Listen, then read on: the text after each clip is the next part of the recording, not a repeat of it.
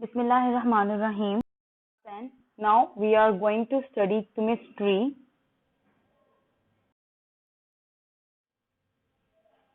Chapter number 10, acids, bases and salts. In this chapter we will study introduction, concepts of acid and base, and then we will study Arrhenius concept of acid and base, then move on to study our Bronsted-Lowry concept of acid and bases.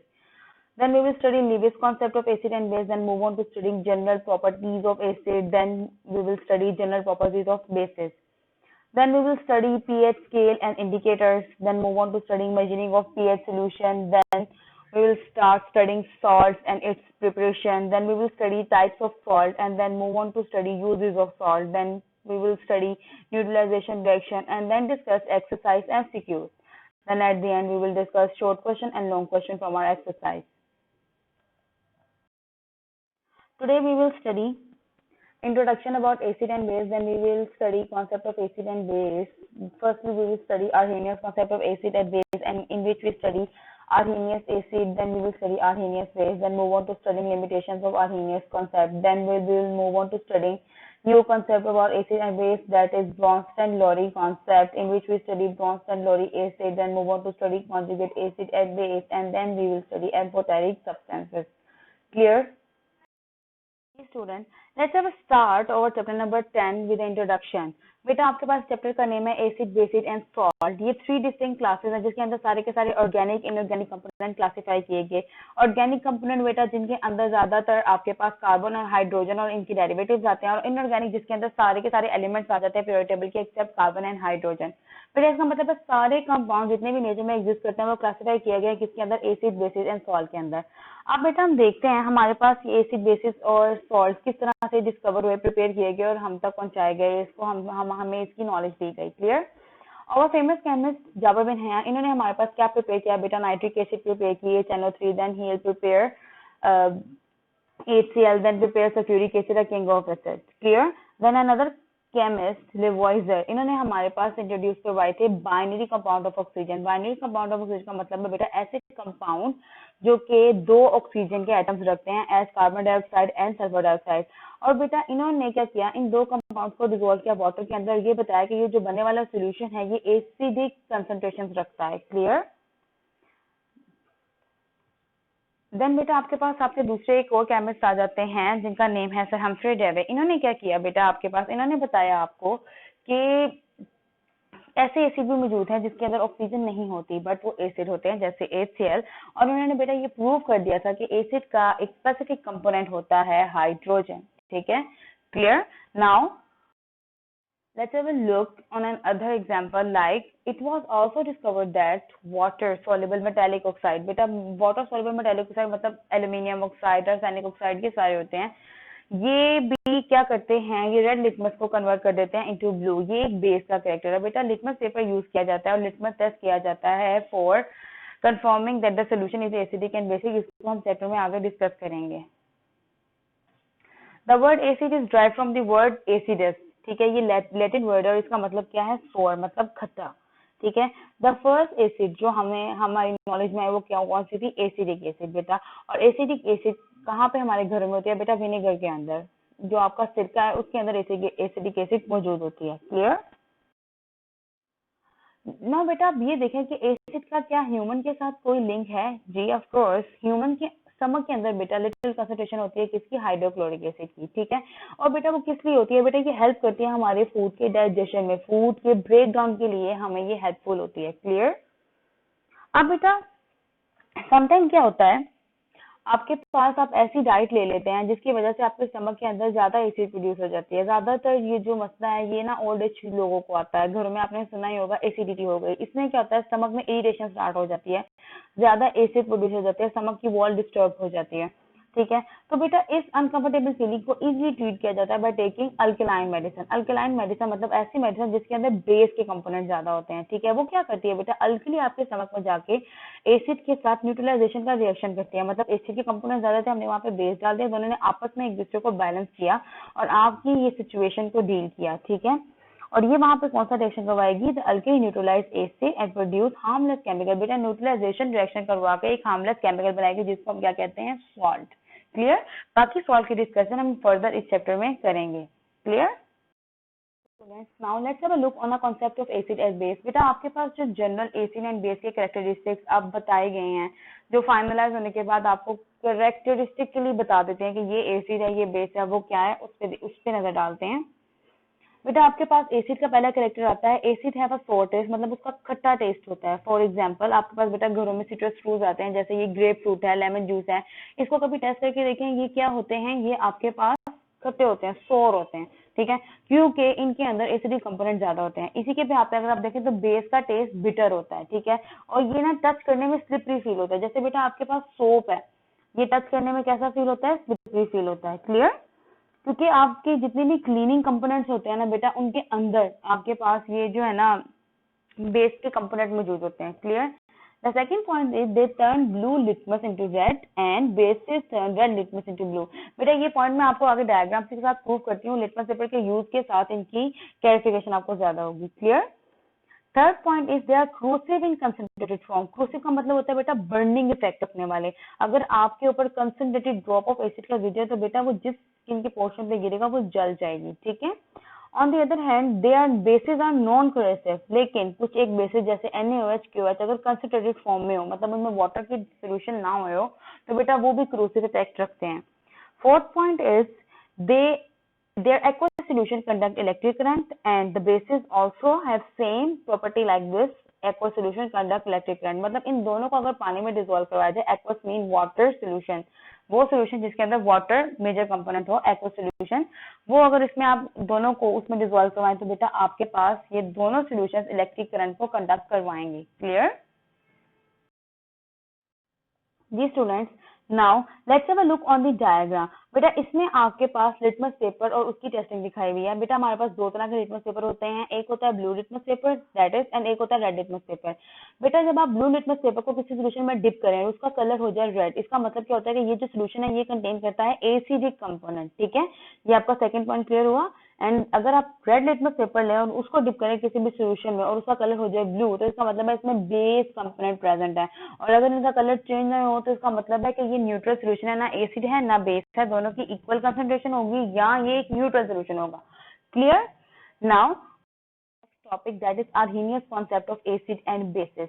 बेटा आप ये देखें, Arrhenius concept आपका acid और basis का first concept है। जैसे बेटा आप आहिस्ता आहिस्ता चीजें आपके पास आती हैं, प्रेजेंट होती हैं, फिर उसमें कमियां निकलती हैं और फर्दर उसको जो है ना उसको आगे से डिस्कवरीज में डाला जाता है, उसकी फर्दर टेस्टिंग की जाती है और आपके पास एक मॉडिफाइड और ऑथेंटिक फॉर्म आती है। इसी तरह बेटा एसिड और बेसिस के केस में भी आपके पास टर्न बाय टर्न कॉन्सेप्ट आते गए और मोर प्रिसाइज कॉन्सेप्ट आपके पास बनते गए। Clear. Now we have our first concept that the name is Arrhenius concept of acid and base. According to Arrhenius, उसने बेटा क्या कहा था, आर्हेनियस ने कहा था कि एसिड वो सब्सटेंस होते हैं जो कि डिसोसिएट होते हैं एक्वस सॉल्यूशन, मतलब जब आप उन कंपोनेंट को पानी में डिसॉल्व करें तो वो डिसोसिएट होंगे किसमें, हाइड्रोजन आयन में। अगर आप इसकी आयनाइजेशन देखें बेटा तो ये आपके पास हाइड्रोजन है, इसके साथ कोई भी एक जनरल एसिड का उन्होंने ए लगाया है, कोई स्पेसिफिक एसिड नहीं बताया। जब आप उसको वाटर में डिसॉल्व करेंगे बेटा तो आपके पास H पॉजिटिव आयन बनेगा और A नेगेटिव, मतलब एसिड के ऊपर नेगेटिव साइन आएगा। इनके अंदर हेटेरोडेटिक क्लीवेज होगी, एसिड दोनों के दोनों इलेक्ट्रॉन लो जाएगा और वाइल हाइड्रोजन के पास कोई भी इलेक्ट्रॉन नहीं बचेगा और वो एक पॉजिटिव आयन एसोसिएट करवाएगा। इस बेसिस पे उसने उसको एसिड कह दिया। For example, according to Arrhenius, the compound like HCl, HNO3, acetic acid and hydrogen cyanide, ये सारे क्या थे, एसिड है, बिकॉज ये डिसोसिएट करवा देते हैं हाइड्रोजन आयन किसमें, एक्वा सॉल्यूशन में, ठीक है। जब आप इन कंपाउंड को डिसॉल्व करें वाटर में तो ये हाइड्रोजन आयन को डिसोसिएट करवाएंगे। Let's have a look on below's equation, like HCl when dissolved in water it produce hydrogen ion and chlorine ion। यहाँ पे आप देखें hydrogen acquire positive charge while chlorine have negative charge. अब आगे चलते हैं बेटा, अगर आप लोग नाइट्रिक एसिड को देखें तो नाइट्रिक एसिड जब वाटर में डिसॉल्व करवाते हैं तो वो बेटा हाइड्रोजन आयन को डिसोसिएट करवाती है, which means it clarified that it is an acid और Arrhenius acid. Clear. Same for acetic acid, जब आप एसिटिक एसिड को वाटर में डिसॉल्व करवाएंगे it produce hydrogen ion as well as acetate ion, which also clarified that this is an acid of Arrhenius concept. Clear. Now जी students, now on the other hand Arrhenius base क्या थी। Arrhenius ने बेटा अपनी base को भी explain किया। According to Arrhenius, base वो कंपोनेंट थे जो कि एक्वस सॉल्यूशन के अंदर जाके क्या करेंगे, hydroxide ion OH negative ion को प्रोड्यूस करवाएंगे, ठीक है। अकॉर्डिंग टू आर्हेनियस, ये आपके पास बेटा एग्जांपल दी हुई है, ये आपके पास BOH है जिसमें B रिप्रेजेंट कर रहा है एक बेस को और OH रिप्रेजेंट कर रहा है कि उस बेस के साथ OH कंपोनेंट ज्वाइन है। जब आपने इसको वाटर में डिसॉल्व करवाया तो उसने डिसोसिएशन कैसे की, उसने एक B पॉजिटिव मतलब बेस के ऊपर पॉजिटिव चार्ज एक्वायर हुआ और OH नेगेटिव चार्ज को डिसोसिएट करवाया। इसका क्या मतलब है, OH की डिसोसिएशन के साथ ये क्लियर हुआ that this is an Arrhenius base. ठीक है, now move on example. The substance such as NaOH, KOH, NH4OH और CaOH twice, ये बेटा आपके पास arrhenius bases हैं because these all having ability to dissociate OH ion in aqueous solution. Example देखिए बेटा, आपके पास NaOH की एग्जाम्पल दी हुई है। जब आपने NaOH को वाटर में डिसॉल्व करवाया तो NaOH ने डिसोसिएशन किस तरह से की, उसने एक Na पॉजिटिव आयन बनाया और प्रोड्यूस किया OH नेगेटिव आयन, जिससे ये क्लैरिफाई हुआ कि NaOH is an Arrhenius base. Clear? Now according to Arrhenius concept की अगर हम समरी देखें बेटा तो उसके मुताबिक एसिड क्या थी, वो कंपोनेंट जो हाइड्रोजन आयन को डिसोसिएट करवाएं वाटर में, और बेस वो थे वो कंपोनेंट जो कि OH नेगेटिव आयन को डिसोसिएट करवाएं वाटर में। मतलब सिर्फ इन दो कंपोनेंट के बेसिस और इनकी डिसोसिएशन के ऊपर आर्हेनियस ने अपने एसिड और बेस के कॉन्सेप्ट को पब्लिश किया और प्रेजेंट किया। Clear? Now here are some examples from the concept of arrhenius. Arrhenius के मुताबिक बेटा आपके पास ये सारे acids हैं, these all are arrhenius acids like HCl, HNO3, H2SO4, H3PO4, or according to Arrhenius, NaOH, KOH, CaOH twice and AlOH3, these all are bases of Arrhenius. Now look on limitations of Arrhenius concept, मतलब बेटा उसमें ऐसी क्या कमियां थी जो कि ये कॉन्सेप्ट वर्ल्ड वाइडली एक्सेप्ट नहीं हुआ। बेटा सबसे पहले आप इसका पहला पॉइंट देखें, इसने जितनी भी डिस्कशन की थी इन एक्वस मीडियम की थी, मतलब इसने एक्वस मीडियम के अलावा नॉन एक्वस मीडियम में किसी भी कंपोनेंट की डिसोसिएशन को नहीं बताया, विच मीन्स वो कंपोनेंट जो एक्वस मीडियम नहीं बनाते हैं उसके बारे में इसने कोई डिस्कशन नहीं की। दैट्स व्हाई ये कॉन्सेप्ट इतना एप्लीकेबल नहीं रहा। And the second point is उसने बेटा सिर्फ उन कंपाउंड की डिस्कशन की जो कि हाइड्रोजन और हाइड्रोक्साइड आयन रखते थे। इसके अलावा अगर कोई और ऐसे कंपोनेंट है जो कि एसिड और बेस की कैरेक्टरिस्टिक्स रखते हैं, उन्होंने उसकी डिस्कशन नहीं की। दैट्स व्हाई ये एक लिमिटेटिंग फैक्टर बना फॉर आर्हेनियस कॉन्सेप्ट, बिकॉज हमारे पास कार्बन डाइऑक्साइड और अमोनिया एसिड और बेस मौजूद थे। ठीक है, इसीलिए उन्होंने इस कॉन्सेप्ट में इस लिमिटेशन को क्या किया, पॉइंट आउट किया। क्लियर? और उसके बाद हमारे पास एसिड और बेसिस की न्यू कॉन्सेप्ट आए। जी students, now we are going to discuss और new concept that is Bronsted Lowry concept. जब बेटा आर्हेनियस के कॉन्सेप्ट के अंदर लिमिटेशंस निकली तो दूसरे साइंटिस्ट ने एसिड और बेसिस के ऊपर दोबारा से काम स्टार्ट किया और हमारे पास एक नई थ्योरी पेश की गई, एक नया कॉन्सेप्ट पेश किया गया on the basis of acid and base.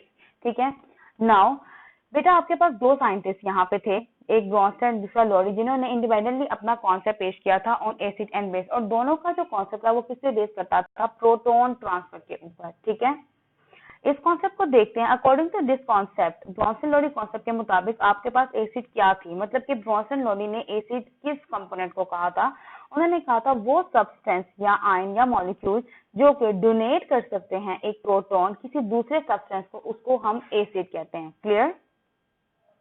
और बेस, अकॉर्डिंग टू ब्रोंस्टेड-लोरी, बेस वो कंपोनेंट थे जो कि एक्सेप्ट कर सकते हैं आपका प्रोटॉन जो कि डोनेट किया गया हो फ्रॉम एनी एसिड।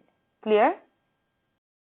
अब बेटा एग्जांपल देखते हैं। According to Bronsted Lowry, HCl act as acid while ammonia act as base. ठीक है बेटा, ये आपके पास रिएक्शन दिया हुआ है जिसमें आपका HCl रिएक्ट कर रहा है किसके साथ, अमोनिया के साथ, और HCl एक्ट कर रहा है as a acid, which means acid donate करेगा आपके पास प्रोटॉन एंड अमोनिया एक्सेप्ट करेगा प्रोटॉन अकॉर्डिंग टू ब्रोंस्टेड-लोरी। तो यहाँ पे बेटा आप देखें, आपके पास ये अमोनिया मौजूद है NH3, जब इसने एक प्रोटॉन एक्सेप्ट कर लिया जो कि कहाँ से आया, HCl से ब्रेक डाउन होकर, HCl ने अपने आप से हाइड्रोजन आयन को अलग कर दिया। यहाँ पे देखें क्लोरीन प्रेजेंट है as an ion having negative charge, उसने जब अपने आप से प्रोटॉन को लग गया H पॉजिटिव तो अमोनिया ने उसको एक्सेप्ट कर लिया। अब यहाँ पे ऑब्जर्व करें, इक्वेशन रिएक्शन से पहले ammonia have 3 hydrogen and reaction के बाद अमोनिया हैव 4 हाइड्रोजन, और अब आपको ये भी पता है कि हाइड्रोजन उसने एक्सेप्ट किया in a form of proton, which means hydrogen के ऊपर पॉजिटिव चार्ज था, तो उसने यहाँ पे पॉजिटिव चार्ज भी एक्वायर कर लिया और एक अमोनिया रेडिकल हमारे पास बन गया। जब भी कोई चीज एक्सेप्ट की जाती है तो उसका चार्ज भी एक्सेप्ट किया जाता है।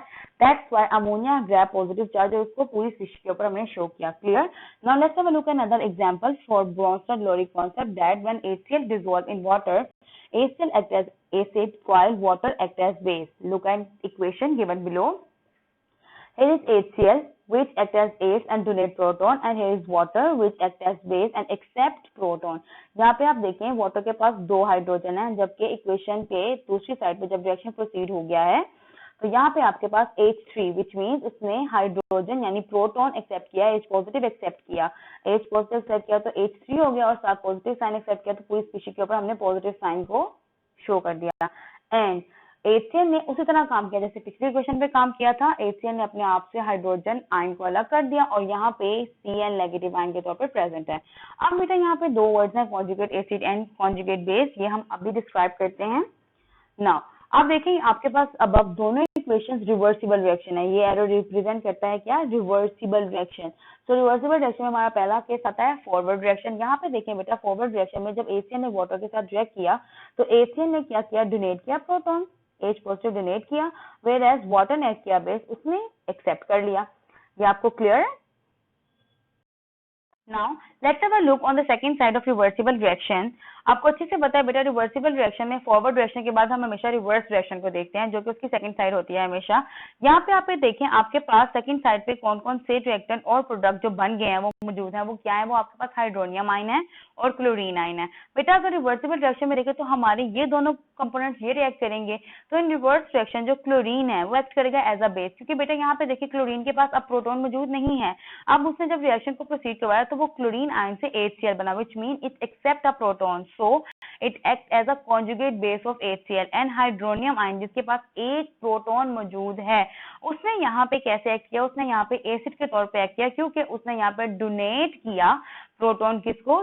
क्लोरीन आयन को। ठीक है, सो Cl ion is called conjugate base of HCl। यहाँ पे ये कॉन्जुगेट बेस है किसकी? HCl की, क्योंकि रिवर्सिबल रिएक्शन फॉलो अप हो रहा है। And hydronium ion is called conjugate acid of base water. जो वाटर हमारे पास बेस था उसका कॉन्जुगेट एसिड क्या है? Hydronium ion. Clear? It means every acid produce a conjugate base. ये भी फैक्ट है बेटा। जब आपके पास रिवर्सिबल रिएक्शन है तो हर एसिड अपनी कॉन्जुगेट बेस बनाएगी और हर बेस अपनी कॉन्जुगेट एसिड बनाएगी। So it means that there is a acid base pair which is known as conjugate acid base pair. Clear?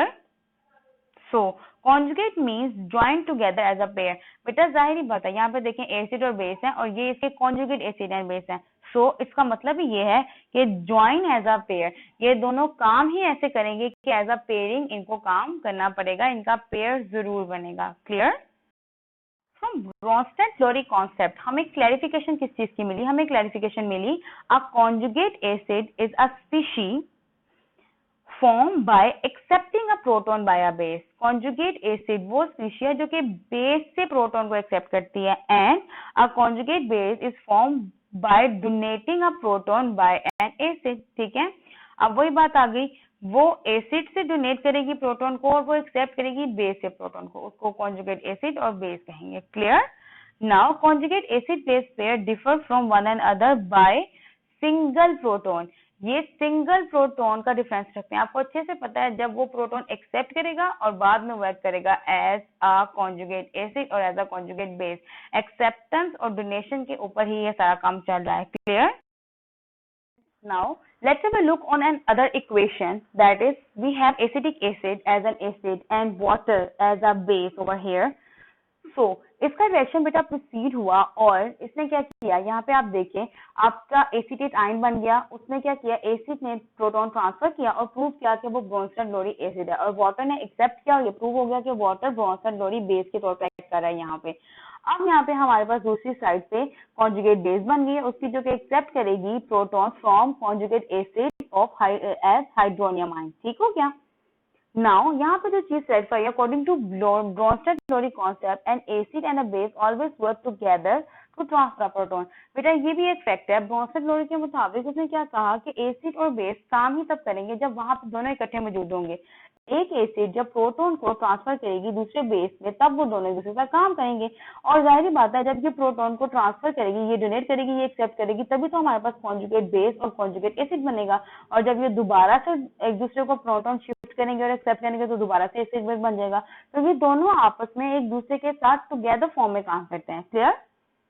Thus, that means that a substance can act as acid proton donor only when another substance simultaneously behave as base. Clear? ये मैंने अभी यहाँ पे आपके साथ discuss किया। Clear है? Students, now let's have a look on a word amphoteric. बेटा amphoteric का क्या मतलब होता है? A substance which act as both. ठीक है?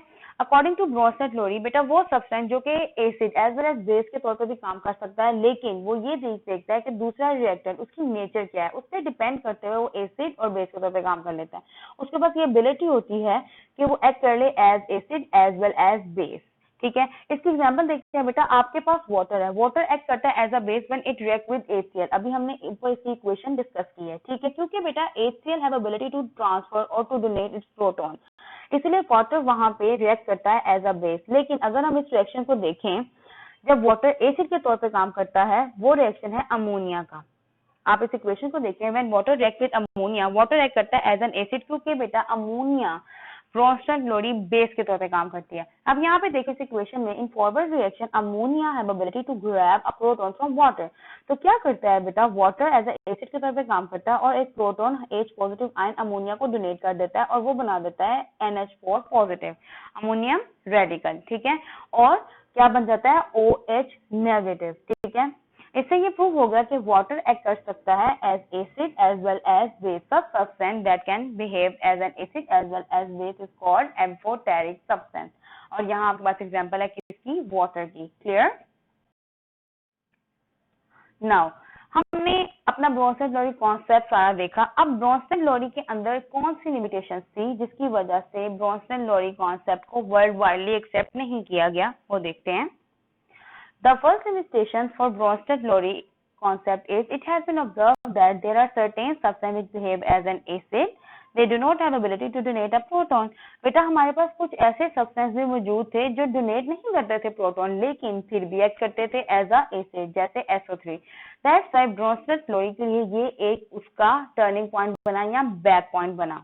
ठीक है, The second point is similarly आपके पास आ जाता है, जैसे अभी ऊपर बात की है कि हमारे पास एसिडिक सब्सटेंस मौजूद थे, तो इसी तरह बेसिक सब्सटेंस में मौजूद है। आपके पास कैल्शियम ऑक्साइड एक बेस है, लेकिन इसके पास कोई एबिलिटी नहीं है कि ये एक्सेप्ट करे प्रोटॉन, तो ये भी ब्रोंस्टेड लोरी का एक ड्रॉबैक बना। Now these observations prove the limitation of Bronsted Lowry concept of acid and base. इन दोनों की बेसिस पे Bronsted Lowry के कॉन्सेप्ट के अंदर ड्रॉबैक निकाले गए। क्लियर?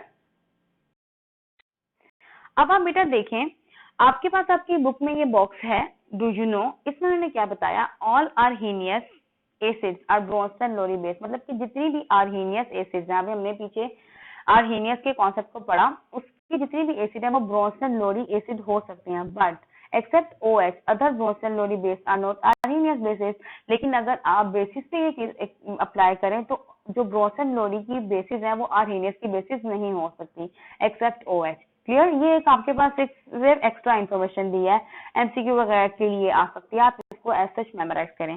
अब बेटा आपके पास नीचे टेबल दिया हुआ है, इस टेबल में उन्होंने क्या बताया है, आपको डिफरेंट एसिड और बेस दिए हुए हैं और उनके एसिड बेस कॉन्जुगेट पेयर बताए हुए हैं। ठीक है, ये आप सारे मेमोराइज करें, इसकी प्रैक्टिस करें। यहाँ पर डिस्कस करते हैं। बेटा आपके पास ये देखें, सल्फ्यूरिक एसिड एक एसिड है, जब आपने उसको वाटर के साथ रिएक्ट करवाया तो सल्फ्यूरिक एसिड ने क्या किया, एक हाइड्रोजन डोनेट किया और प्रूव किया that it is a Bronsted Lowry acid, और वाटर ने वो प्रोटॉन एक्सेप्ट किया और प्रूव किया it is a Bronsted Lowry base. Clear? अब आप यहाँ पे देखें, ये कॉन्जुगेट एसिड बन गया और ये कॉन्जुगेट बेस बन गया। इसी तरह आप इन सबको मेमोराइज करेंगे। क्लियर? नाउ आपकी बुक में एग्जांपल दी हुई है, प्रॉब्लम नंबर 10.1। आप इसको भी सॉल्व करेंगे और प्रैक्टिस करेंगे। Let's have a discuss some points over here. आपके पास पहला पॉइंट है, what are conjugate base of each of the following। बेटा आपके पास के सारे कंपोनेंट दिए हुए हैं, आपने इनकी कॉन्जुगेट बेसिस बनानी है। एक हम यहाँ पे डिस्कस करते हैं। यहाँ पे देखें HS है, ये आपके पास क्या करेगा, ये एक प्रोटॉन को रिलीज कर देगा और क्या बना देगा, कॉन्जुगेट बेस। इसी तरह आपने सारा टेबल कंप्लीट करना है। बी पॉइंट है बेटा आपके पास, give the conjugate acid of the following. आपके पास ये दिए हुए हैं कंपाउंड्स, इनमें आपने कॉन्जुगेट एसिड बनाने हैं। अब यहाँ पे आप देखें OH है, OH ने क्या किया, एक प्रोटॉन को एक्सेप्ट किया और क्या बना दिया, कॉन्जुगेट एसिड H2O। इसी तरह आप इस टेबल की भी प्रैक्टिस करेंगे। सी पॉइंट है बेटा आपके पास, which of the following behave both as Bronsted acid and Bronsted base. आपने इन कंपाउंड में से बताना है कि कौन सा ऐसा कंपोनेंट है जो कि ब्रोंस्टेड एसिड के तौर पे भी काम करेगा एंड ब्रोंस्टेड बेस के तौर पे काम करेगा, मतलब एम्फोटेरिक कंपोनेंट कहलाएगा। बेटा ये आपके पास आंसर दिया हुआ है, water, HCO3 negative and HS, these three components are amphoteric components. Clear? अभी जो हमने अपने टॉपिक डिस्कस किए हैं इस लेक्चर में, देखते हैं कि उसमें से किस तरह के एमसीक्यूज हमें फेस करने पड़ेंगे in paper. The first MCQ is Arrhenius acid dissociate dash ion in aqueous solution. ये बेटा आपके पास 4 ऑप्शन है। Number 1 is hydrogen, B is hydroxide, C is sodium and chlorine. अभी हमने आर्हीनियस का कॉन्सेप्ट डिटेल डिस्कस किया, तो उसके मुताबिक एसिड वो थी जो कि एक्वस सॉल्यूशन में हाइड्रोजन आयन को डिसोसिएट करवाए। तो ये आपके पास इसकी करेक्ट ऑप्शन है, कौन सी, hydrogen ion. Clear? The second MCQ over here is conjugate acid is a species formed by accepting a dash by a base। ये आपके पास ऑप्शंस आ गई। Number A electron, proton, neutron and ion. तो यहाँ पे बेटा आपके पास करेक्ट ऑप्शन क्या है, प्रोटॉन, क्योंकि according to Bronsted Lowry acids are those compounds which accept a proton by a base। ठीक है, ये कॉन्जुगेट एसिड की बात हो रही है। क्लियर? इस तरह के एमसीक्यूज बुलेट पॉइंट्स आपको आ सकते हैं, तो आप इनको इसी तरह मेमोराइज करेंगे। Clear? Now let's have a look on a short question from this topic. The first short question is write 2 properties of acid। आप acid की जनरल 2 properties लिखेंगे। These are as follows. Number 1 is acid has four tastes. For example, enwraps it is fruit of lemon juice. And the second is they turn blue liquid into red। बेटा ये necessary नहीं है कि आप यही 2 characteristics लिखें, आप इसके अलावा भी इसकी 2 प्रॉपर्टीज और कैरेक्टरिस्टिक्स लिख सकते हैं। Clear? Another short question is What is Bronsted-Lowry acid and base? अब बेटा अकॉर्डिंग टू Bronsted-Lowry आप एसिड और बेस की डेफिनेशन मेंशन करेंगे। ये है आपके पास according to Bronsted-Lowry concept acid and base की डेफिनेशन। एसिड एंड बेस की डेफिनेशन आर्हीनियस की अलग है, अगर आपसे वो पूछा जाएगा तो आप वो लिखेंगे, और अगर ब्रोंस्टेड-लोरी की पूछेंगे तो आप ये लिखेंगे। क्लियर? इसी तरह के शॉर्ट क्वेश्चन बेटा आपको आ सकते हैं फ्रॉम दिस टॉपिक। और अगर आप लॉन्ग क्वेश्चन की बात करें बेटा, तो ब्रोंस्टेड-लोरी एज अ होल आपको एक लॉन्ग क्वेश्चन आ सकता है, आर्हीनियस एज अ होल आपको एक लॉन्ग क्वेश्चन आ सकता है, एसिड और बेस का कंपेरिजन आपको एज अ लॉन्ग क्वेश्चन आ सकता है। तो जब आप इसको मेमोराइज करें, इस तरीके से मेमोराइज करें कि हर हिसाब से आप इस टॉपिक को पेपर में अटेम्प्ट कर सकें। क्लियर?